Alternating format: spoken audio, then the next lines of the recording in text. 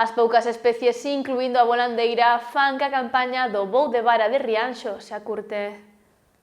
En Rianxo, as olladas dos mariñeiros están postas na volandeira, especie principal do voo de vara.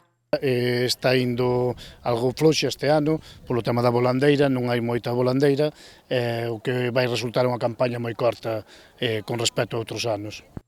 Porque a trintena de embarcacións que se dedican a esta arte en Rianxo cada vez capturan menos especies.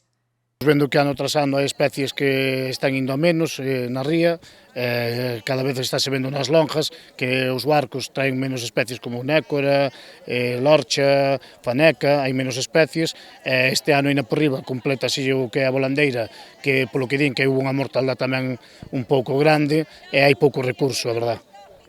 Polo que esta campaña, que ia durar varios meses, prevese máis curta que a anterior. No que vai de mes, a lonxa de Rianxo colleu 22.000 kilos de volandeira con prezos por riba dos 2 euros.